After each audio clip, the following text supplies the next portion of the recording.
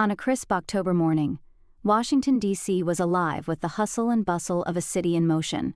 The air carried the brisk freshness of autumn, mingling with the sounds of distant traffic and the chatter of people going about their daily routines. Amidst this vibrant urban symphony, Donald Trump, clad in his signature tailored suit and a bright red tie, decided to step away from his tightly packed schedule for a brief, contemplative walk. He felt the need to connect with the city beyond the confines of meetings and political discourse, to touch the pulse of everyday life that thrived in its streets. As he walked along Pennsylvania Avenue, the iconic landmarks of the Capitol formed a majestic backdrop to his thoughts. The White House, standing in its timeless grandeur, seemed to nod approvingly as Trump passed by. His mind, usually preoccupied with the demands of leadership and the complexities of governance, began to wander to more personal reflections. He thought about the people who called this city home, their stories intertwined with the fabric of the nation. Drawn to the quieter edges of Lafayette Park, Trump found himself in a space where the city's frenetic energy softened into a gentle murmur. It was here, amidst the whispers of rustling leaves and the soft footfalls of morning joggers, that he noticed a solitary figure seated on a worn bench. The man, wrapped in a coat that bore the wear of many seasons, seemed lost in his own world. His presence was a poignant reminder of the hidden struggles that often went unnoticed in the shadows of power. Trump's curiosity was piqued, and he felt an inexplicable pull towards the man.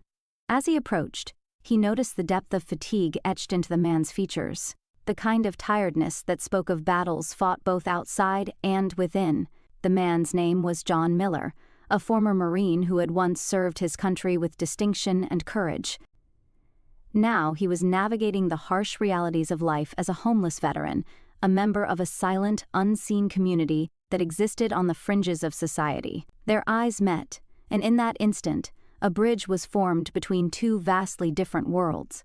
Trump extended his hand in a gesture of friendship and understanding, offering not just a greeting, but an acknowledgement of shared humanity.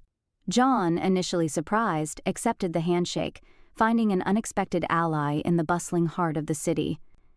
Sitting down beside John, Trump began a conversation that unfolded naturally, filled with candid exchanges and heartfelt revelations. John spoke of his time in the military, of the camaraderie and purpose he had once known, and of the struggles he faced upon returning to civilian life.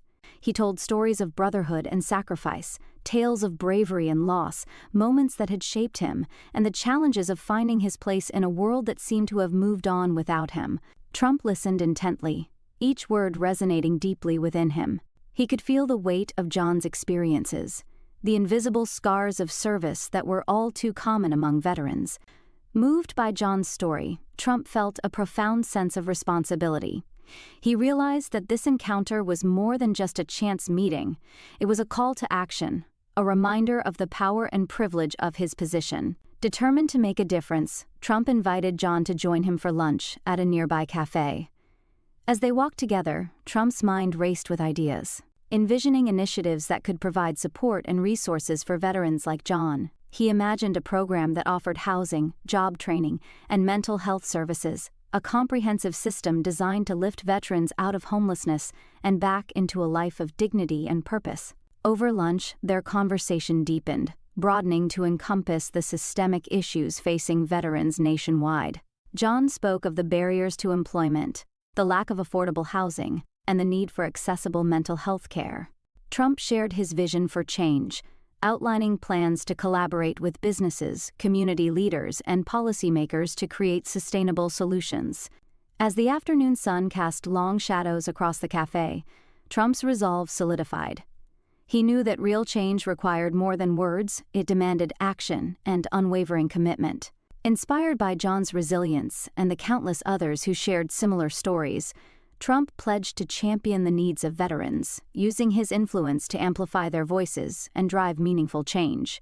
This chance encounter in the heart of Washington, D.C. became the catalyst for a broader movement, a testament to the impact that a single moment of empathy and understanding can have. It was a reminder that sometimes the most profound connections are made not in the corridors of power, but in the simple act of reaching out to another human being and listening to their story. Under the golden hues of the autumn sky, a journey toward meaningful change was ignited. one that would ripple far beyond the boundaries of that park bench, touching lives and inspiring action across the nation. Trump left the cafe with a renewed sense of purpose, determined to ensure that veterans like John would never be forgotten, their sacrifices honored and their futures brightened by the promise of a nation that truly cared.